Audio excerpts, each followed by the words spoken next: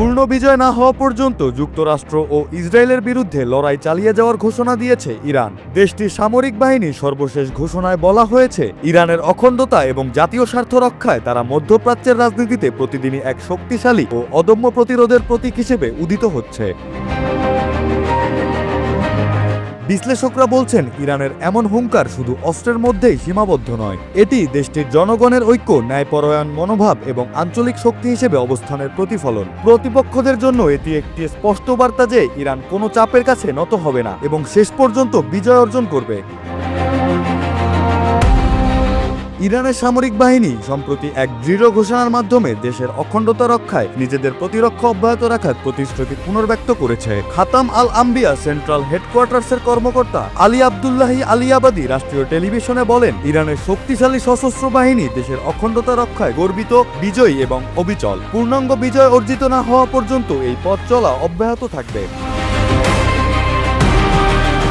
এই ঘোষণার মধ্য দিয়ে ইরান শুধু সামরিক শক্তি প্রদর্শন করছে না, বরং এটি আন্তর্জাতিক মহলে একটি শক্তিশালী বার্তা দিচ্ছে যে তারা নিজেদের স্বার্থ রক্ষায় আপোষহীন। যুক্তরাষ্ট্র ও অন্যান্য বিদেশি চাপের মুখে ইরান প্রমাণ করেছে, কোনো বাইরের হুমকি বা চাপে তারা নত হবে না। বিশ্লেষকরা মনে করছেন, এই ধরনের বার্তা মূলত কূটনৈতিক এবং মনস্তাত্ত্বিক। ইরান আন্তর্জাতিক আলোচনায় নিজের অবস্থান শক্ত রাখার লক্ষ্যে স্পষ্ট সংকল্প দেখাচ্ছে। এমন হুঁশিয়ারি প্রতিপক্ষকে সতর্ক করার পাশাপাশি দেশের নাগরিকদের মধ্যে জাতীয় ঐক্য এবং আত্মবিশ্বাস জোরদার করে। ইরানের জনগণও এই সংকল্পের সঙ্গে সম্পূর্ণ একাত্ম।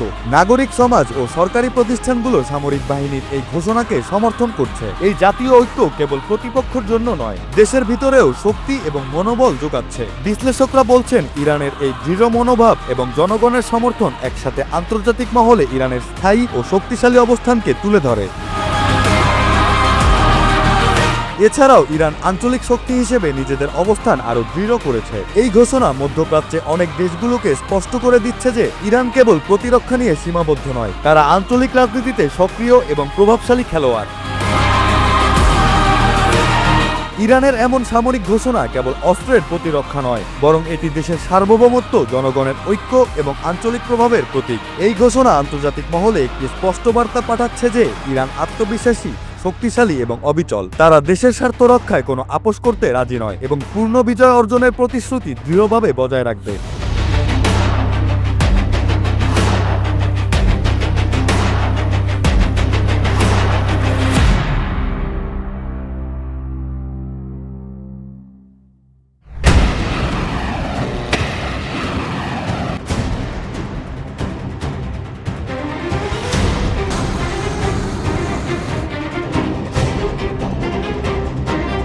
ইরানকে লক্ষ্য করে কঠোর সামরিক অভিযান অব্যাহত রাখতে যুক্তরাষ্ট্রের প্রেসিডেন্ট ডোনাল্ড ট্রাম্পের ওপর চাপ সৃষ্টি করছেন সৌদি যুবরাজ মোহাম্মদ বিন সালমান। এমন চাঞ্চল্যকর তথ্য সামনে এনেছে মার্কিন সংবাদ মাধ্যম দি নিউ ইয়র্ক টাইমস। প্রতিবেদনটি প্রকাশের পর থেকেই মধ্যপ্রাচ্যের ভূরাজনীতি নিয়ে নতুন করে বিতর্ক ও উত্তেজনা ছড়িয়ে পড়েছে, যেখানে ইরানকে ঘিরে সম্ভাব্য সামরিক ও কূটনৈতিক হিসাব নিকাশ নিয়েও প্রশ্ন উঠছে। মার্কিন সংবাদ মাধ্যম দি নিউ ইয়র্ক টাইমসের ওই প্রতিবেদনে আরো বলা হয়েছে, গত সপ্তাহে একাধিকবার আলোচনায় বসেছে ট্রাম্প ও সৌদি যুবরাজ। এসব বৈঠকে ইরানকে ঘিরে সামরিক কৌশল ও ভবিষ্যৎ পরিকল্পনা নিয়ে আলোচনা হয়েছে বলেও জানা গেছে। যদিও সৌদি আরব আনুষ্ঠানিকভাবে এসব দাবিকে অস্বীকার করেছে, তবুও বিষয়টি আন্তর্জাতিক অঙ্গনে গভীর উদ্বেগ তৈরি করেছে।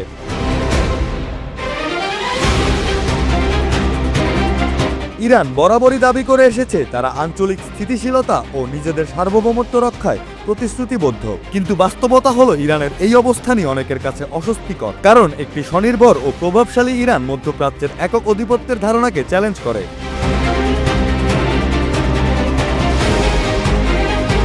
বিশ্লেষকরা ভাবছেন, এই ধরনের কূটনৈতিক চাপ আসলে মধ্যপ্রাচ্যের শক্তির ভারসাম্য নষ্ট করার একটি সুপরিকল্পিত প্রচেষ্টা। ইরান দীর্ঘদিন ধরে নিজেদের সার্বভৌমত্ব ও আঞ্চলিক স্থিতিশীলতার পক্ষে অবস্থান নিয়ে এসেছে, কিন্তু সেই অবস্থানকে দুর্বল করতে বহিরাগত শক্তিগুলো ধারাবাহিকভাবে চাপ প্রয়োগ করছে।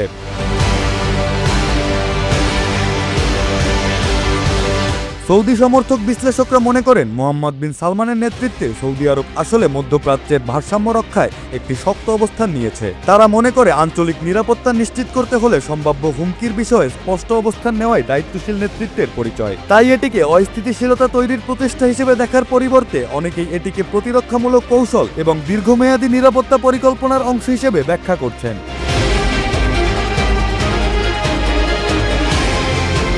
তবে যুদ্ধের শুরুর দিন থেকে মোহাম্মদ বিন সালমানের নামকে ঘিরে যে অভিযোগগুলো উঠেছে সেগুলো এখন কেবল গুঞ্জন হিসেবে উড়িয়ে দেওয়ার মতো নয়, বরং এতে এমন একটি বাস্তবতার আভাস মেলে যেখানে আঞ্চলিক শক্তির চেয়ে ক্ষমতার খেলাই বেশি গুরুত্বপূর্ণ হয়ে উঠছে।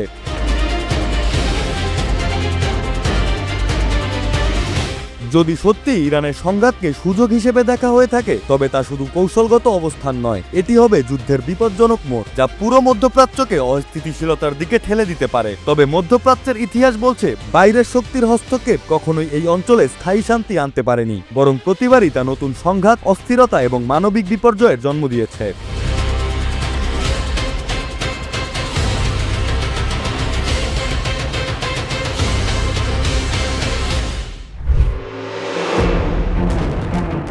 সৌদি আরব, কুয়েত আর ইসরায়েলে ইরানের ড্রোন আর ক্ষেপণাস্ত্র হামলা চলছেই। তেহরানের একের পর এক হামলার কথা তিনটি দেশে স্বীকার করে বিবৃতিও দিচ্ছে। এদিকে চলমান যুদ্ধ বন্ধের জন্য উল্টো ইরান 5টি কঠিন শর্ত দিয়েছে যুক্তরাষ্ট্রকে। অন্যদিকে বেশ কয়েকটি চুক্তির বিনিময়ে যুদ্ধ বন্ধ করতে চাইছে যুক্তরাষ্ট্র।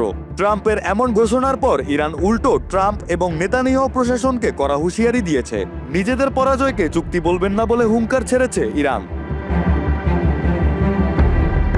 আন্তর্জাতিক গণমাধ্যম আল জাজিরা জানায় মধ্যপ্রাচ্যের চলমান সংঘাত আরও তীব্র হয়ে উঠছে। একের পর এক ড্রোন ও ক্ষেপণাস্ত্র হামলায় সৌদি আরব, কুয়েত ও ইসরায়েল সহ একাধিক দেশ বড় ধরনের চাপে পড়েছে। সৌদি আরব জানিয়েছে দেশের পূর্বাঞ্চলে একটি ব্যালিস্টিক ক্ষেপণাস্ত্র ও বহু ড্রোন ভূপাতিত করা হয়েছে। প্রতিরক্ষা মন্ত্রণালয়ের তথ্য অনুযায়ী ধাপে ধাপে মোট কয়েক ডজন ড্রোন ধ্বংস করা হয়েছে, তবে হামলার উৎস বা ক্ষয়ক্ষতির বিস্তারিত জানানো হয়নি। অন্যদিকে কুয়েত জানিয়েছে তারা শত্রুপক্ষের ক্ষেপণাস্ত্র ও ড্রোন হামলার জবাব দিচ্ছে। দেশটির সেনাবাহিনী নাগরিকদের সতর্ক থাকার আহ্বান জানিয়েছে। ড্রোন হামলায় কুয়েত আন্তর্জাতিক বিমানবন্দরের একটি জ্বালানি ট্যাঙ্কে আগুন লাগার ঘটনাও ঘটেছে। চলমান সংঘাতে এটি তৃতীয়বারের মতো ওই বিমানবন্দরে হামলা। ইসরায়েলের উত্তরাঞ্চলেও উত্তেজনা ছড়িয়েছে। লেবানন থেকে ছোড়া প্রজেক্টাইলের পর কিরিয়াত শামোনা এলাকায় সাইরেন বেজে ওঠে। একটি নির্মাণাধীন বাড়ি ক্ষতিগ্রস্ত হলেও হতাহতের খবর পাওয়া যায়নি। এর আগে ইরান ও হিজবুল্লাহর হামলায় উত্তর ইসরায়েলের একজন নিহত এবং তেল আবিবের কাছে কয়েকজন আহত হন। পাশাপাশি ইরান থেকে ছোড়া ক্ষেপণাস্ত্রের সতর্কতায় মধ্য ইসরায়েল জুড়েও সাইরেন বেজে ওঠে। এদিকে যুক্তরাষ্ট্রকে উদ্দেশ্য করে কড়া সতর্কবার্তা দিয়েছে ইরান। প্রেস টিভি জানায় দেশটির খাতাম আল আম্বিয়া কেন্দ্রীয় সদর দপ্তরের মুখপাত্র ইব্রাহিম জুলফাকারি বলেছেন, নিজেদের পরাজয়কে কোনোভাবেই চুক্তি হিসেবে তুলে ধরা উচিত নয়। বুধবার দেওয়া এক বিবৃতিতে ইব্রাহিম দাবি করেন যে সামরিক শক্তি নিয়ে যুক্তরাষ্ট্র গর্ব করত তা এখন কৌশলগত পরাজয়ে পরিণত হয়েছে। তার ভাষায়, বিশ্বের স্বঘোষিত পরাশক্তি যদি এই পরিস্থিতি থেকে বের হতে পারত তবে এতক্ষণে বেরিয়ে যেত। এই বক্তব্য এমন এক সময় এলো যখন মার্কিন প্রেসিডেন্ট ডোনাল্ড ট্রাম্প ইরানের বিদ্যুৎ কেন্দ্রে হামলার 48 ঘন্টার আলটিমেটাম থেকে সরে দাঁড়ান। এর আগে ইরান সতর্ক করেছিল তাদের অবকাঠামোয় হামলা হলে পুরো অঞ্চলের জ্বালানি স্থাপনাগুলোকে লক্ষ্যবস্তু করা হবে।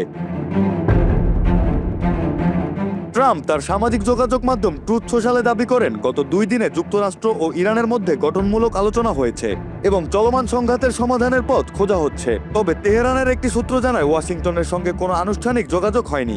জুলফাকারি আরো বলেন, প্রতিশ্রুতির যুগ শেষ। এখন বিশ্বে দুটি অবস্থান, সত্য ও মিথ্যা। যারা স্বাধীনতার পক্ষে তারা প্রচারণায় বিভ্রান্ত হবে না। অন্যদিকে যুদ্ধ শেষ করতে ইরান 5টি কঠোর শর্ত দিয়েছে বলে জানিয়েছে হিব্রু গণমাধ্যম। চ্যানেল 12-এ বরাত দিয়ে সোমবার এক প্রতিবেদনে বলা হয় যুদ্ধবন্ধের জন্য ইরান কঠোর কিছু আনুষ্ঠানিক দাবি তুলে ধরেছে। এসব দাবি যুক্তরাষ্ট্রের প্রেসিডেন্ট ডোনাল্ড ট্রাম্প ঘোষিত পরোক্ষ আলোচনার অংশ হিসেবে এসেছে। প্রতিবেদন অনুযায়ী ইরানি কর্মকর্তারা এমন নিশ্চয়তা চান যাতে ভবিষ্যতে আবার যুদ্ধ শুরু না হয়। তারা হরমুজ প্রণালীর জন্য একটি নতুন ব্যবস্থাও চায় যা কার্যত ইরানের নিয়ন্ত্রণে থাকবে। এছাড়াও ইরান এই অঞ্চলে অবস্থিত যুক্তরাষ্ট্রের সামরিক ঘাঁটি বন্ধের দাবি জানিয়েছে এবং যুদ্ধের সময় হওয়া ক্ষয়ক্ষতির জন্য আর্থিক ক্ষতিপূরণও চেয়েছে। এর আগে ট্রাম্প বলেন ওয়াশিংটন কিছুদিন ধরে ইরানের সঙ্গে আলোচনা করছে এবং এবার তারা সিরিয়াস। টেনেসিতে এক অনুষ্ঠানে তিনি আরো বলেন, এটি আমাদের সামরিক বাহিনীর অসাধারণ পারফরম্যান্সের ফল। তিনি যোগ করেন, আমরা আশা করি একটি চুক্তি হবে, তবে যাই হোক না কেন আমরা নিশ্চিত করব যাতে ইরান কখনোই পারমাণবিক অস্ত্র পেতে না পারে। ট্রাম্প আরো বলেন, ইরানের সামনে এখন আরেকটি সুযোগ আছে আমেরিকা ও আমাদের মিত্রদের বিরুদ্ধে হুমকি বন্ধ করার। আমরা আশা করি তারা এটি গ্রহণ করবে। যাই হোক, আমেরিকা এবং পুরো বিশ্ব আরো নিরাপদ হবে আর আমাদের গ্রহ আরো স্থিতিশীল হবে।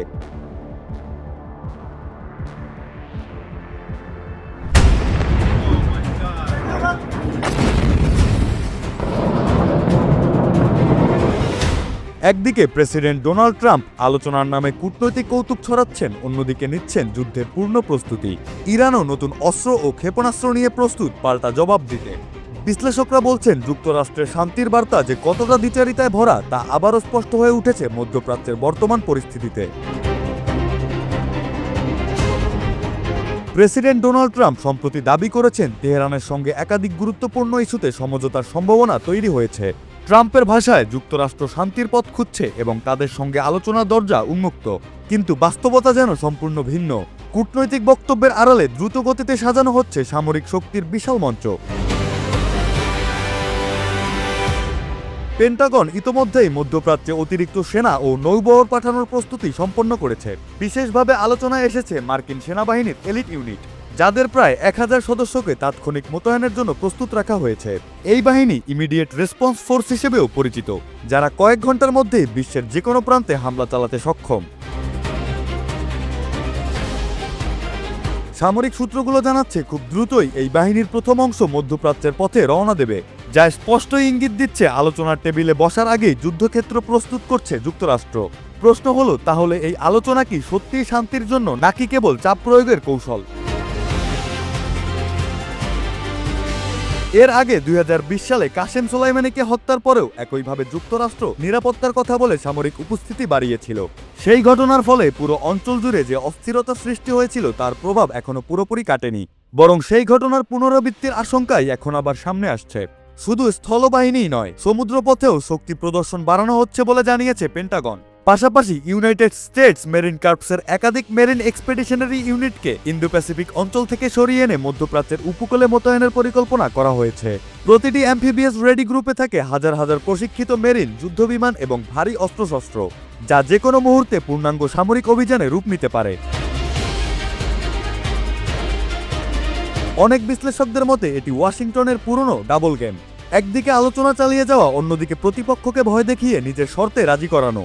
এই কৌশল আন্তর্জাতিক রাজনীতিতে নতুন নয়, তবে এর ফলাফল প্রতিবারই অস্থিতিশীলতা ও সংঘাত বাড়িয়েছে। একদিকে কথিত শান্তির আলোচনা, অন্যদিকে হাজার হাজার মেরিন ও যুদ্ধজাহাজ এগিয়ে আনা হচ্ছে ইরানের উপকূলের দিকে। আর এই দ্বিমুখী কৌশলই মধ্যপ্রাচ্যের ভবিষ্যৎকে আরও অনিশ্চিত করে তুলছে। ফলে যে কোনো সময় সামান্য উত্তেজনাও বড় ধরনের সংঘাতে রূপ নিতে পারে।